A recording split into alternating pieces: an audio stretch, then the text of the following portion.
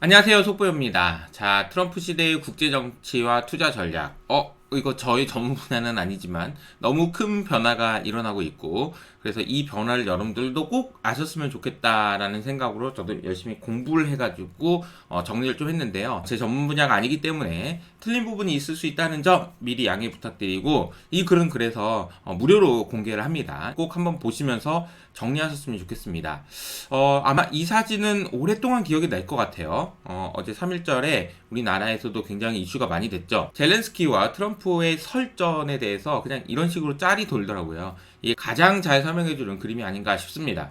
이게 도대체 무슨 일이 일어난 건지, 그리고 이런 상황을 보면서 각 국가들은 무슨 생각을 할지를 한번 상상을 해보면요. 미국인들은 아마 저렇게 무례하게 행동하는 나라를 계속 지원해야 돼? 라는 생각을 할 것 같고요. 우크라이나 국민들은 야 진짜 이렇게까지 무시당한다고? 그저 억울하다 이런 생각을 했을 것 같고요. 그리고 가장 중요한 것은 우리나라를 포함한 많은 국가들의 국민들은 이런 생각을 했을 겁니다. 와 이거 자주국방 이거 남의 나라가 지켜주는 거 아니네. 자주국방이 진짜 중요하네. 라는 생각을 말이죠. 그런데 이 세 가지 생각 모두 트럼프 입장에서는 나쁠 게 전혀 없는 그런 생각입니다. 그리고 모두가 느끼고 있는 것처럼 미국은 이제 완전히 러시아 편을 들어주고 있어요.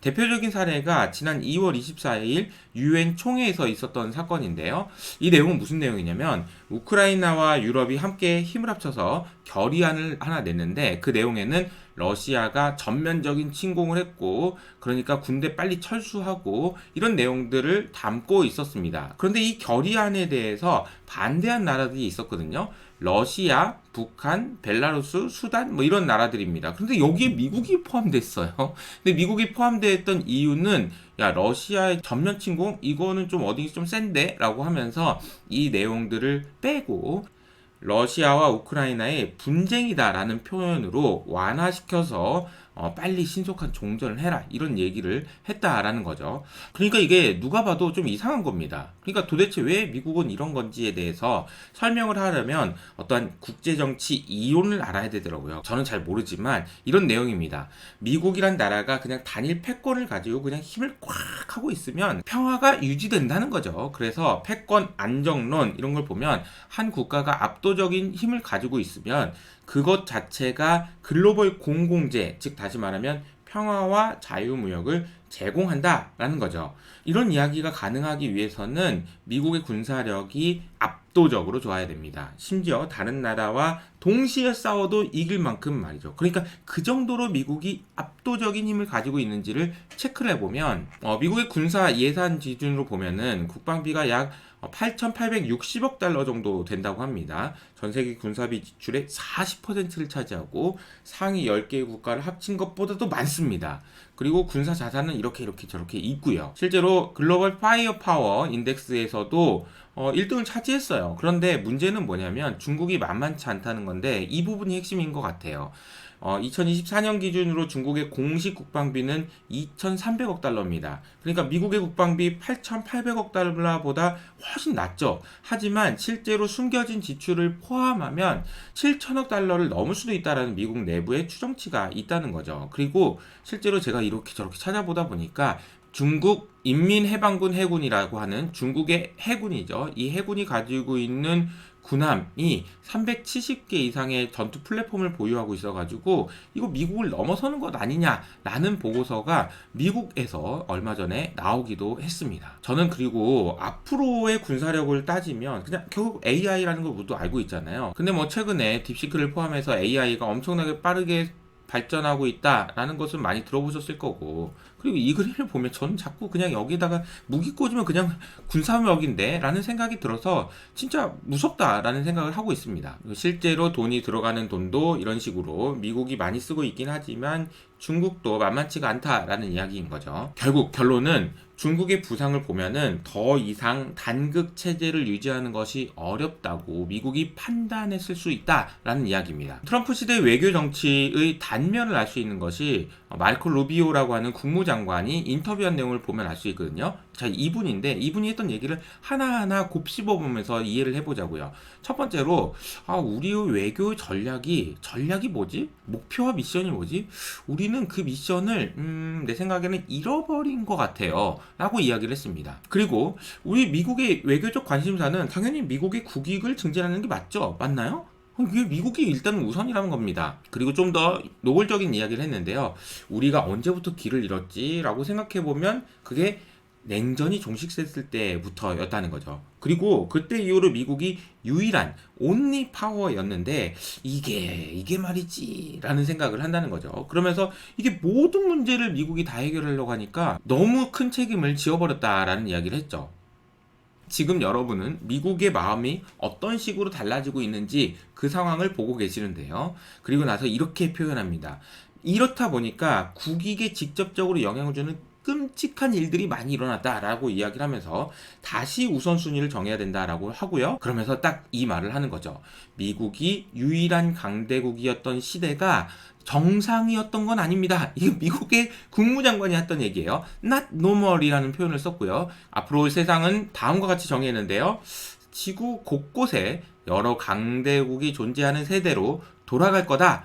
멀티폴라 월드라고 돌아갈 거다. 그리고 그 나라들이 어디 얘기하냐면 중국하고 러시아? 이런 얘기를 했다라는 거죠. 그러면서 바이든 시대의 제이크 설리번이 마지막에 인터뷰했던 내용을 가지고 기자가 질문을 하는데요. 이분은 이런 이야기를 했습니다. 바이든 정부의 외교 정책을 두세 문장으로 요약한다면 뭐가 있을까라고 얘기하니까 제이크 설리번이 이렇게 얘기했죠. 미국의 동맹국은 더 강하게 만들었고 미국의 적들은 더 약하게 만들었습니다 라고 얘기를 했어요. 이 부분에 대해서 어떻게 생각하냐라고 루비오에게 물어봤더니 이렇게 대답했습니다. 아니요 전혀 그렇지 않아요. 효석이가 방금 얘기해 줬잖아요. 중국은 오히려 더 강해졌다니까요. 우리 적들은 어느 때보다 강해졌고 특히 지난 4년 동안 더 그랬습니다. 이거 진짜 바이든 정부 큰일입니다 라고 이야기했다는 거죠. 다시 한번 이 영상을 한번 보시기 바랍니다. 중국의 스타트업이 만든 로봇입니다. 이 로봇은 그냥 군사 무기라고 해도 과언이 아니에요. 한마디로 얘기하면 세상은 또 완전히 바뀔 거라는 건데요. 사실 오늘 제가 설명해드리고 있는 이 내용은 이문영 교수님의 인터뷰를 보고 열심히 공부해서 정리한 내용이거든요. 이문영 교수님이 영상에서 가장 인상적이었던 거는 이런 내용입니다. 나토와 지금 트럼프 시대를 비교한 건데요. 그럼 이 나토라는 것에 대해서 좀 알아봐야 되겠더라고요. 그래서 나토를 보니까 1949년에 설립이 됐습니다. 그리고 첫 번째 사무총장이 라이노엘 이스메이라는 분입니다. 바로 이분인데요. 근데 이분이 처음에는 나 안 해, 나 못해, 나 그런 거 어떻게 해 라고 하다가 이 말을 남겨서 굉장히 유명해지신 분이라고 하거든요. 뭐라고 이야기하셨냐면요. 나토의 목적은 러시아를 막고 그 다음에 미국을 참여시켜서 독일을 억제한다라는 겁니다. 러시아 아웃, 아메리카 인, 그리고 저먼 다운인 거죠. 당시에는 냉전 시기이다 보니까 러시아를 주요 적대국으로 간주하고요. 그래서 유럽 내에 공산주의가 확산되는 것을 막기 위한 목표를 가지고 있었습니다. 그리고 미국을 끌어들여 가지고 미국 우리 좀 도와줘, 지켜줘 라고 이야기를 했고요. 그러면서 독일이 자꾸 세계대전을 일으키니까 재무장을 방지하는 그런 세 가지 역할을 했던 것이 나토였습니다.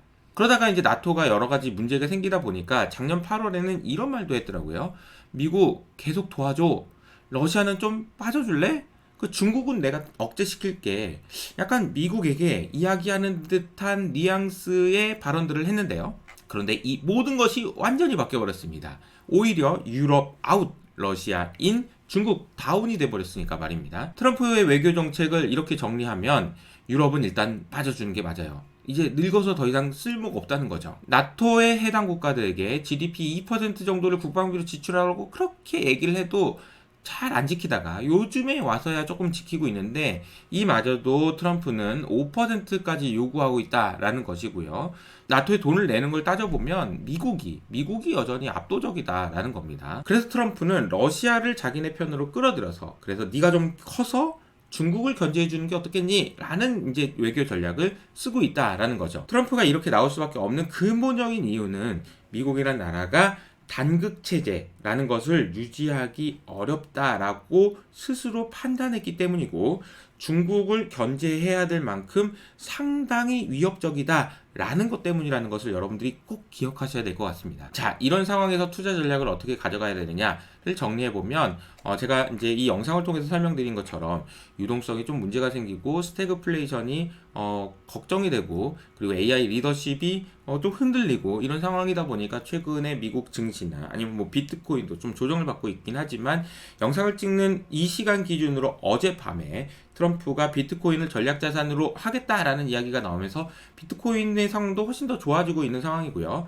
그리고 스태그플레이션에 대한 우려도 얼마 전에 발표된 미국의 GDP 나우가 마이너스 1.5를 기록했다라는 말 가지고 충분히 반영된 거 아닌가라는 생각이 좀 듭니다. 좀 개선될 수 있다라는 거죠. 그래서 이 영상에서 제가 말씀드렸던 내용들을 요약하면 이런 겁니다. 어려움이 있지만 단일 국가라는 점은 뭐 약해질 수 있지만 미국에 대한 투자는 계속 할 수밖에 없다 라는 이야기고요. 대신에 3월달로 한정한다면은 조금 몇 가지 중요한 3가지 투자 아이디어를 정리해 볼 필요가 있는 것 같습니다. 일단 첫 번째로 3월에는 주총 시즌하고 상법 개정 모멘텀이 있다라는 겁니다. 김규식 대표님과 함께 상법 개정이 되면 10배 오를 주식을 찾아서 세미나를 해드릴 생각입니다. 3월 3일 월요일 오후 5시이니까 밑에 있는 댓글을 통해서 꼭 한번 참고해 보시고요. 그리고 또 하나는 바이오 산업에서도 기회를 찾아야 될 것 같습니다. 최근 금리가 안정되다 보니까 바이오에 대한 관심도 커지고 있는 상황이고, 특허 만료를 앞둔 빅파마의 큰 변화를 앞둬서 우리나라에 있는 기업들 중에서도 주목해 보셔야 될 기업들이 꽤 많더라고요. 그리고 오늘 설명드린 것처럼 지정학 변화에 대해서 방산주에 대한 관심을 그냥 계속 가져가야 되지 않을까, 이런 생각을 하게 되는 것 같습니다. 자, 오늘 밤에 김규식 대표님과의 긴급 세미나를 꼭 잊지 마시고요. 오늘은 미국이 왜 이렇게 러시아 편을 드는 건지 그 근본적인 배경에 대한 설명을 드렸고요. 그럼 저는 여기서 인사드리도록 하겠습니다. 지금까지 속보였습니다.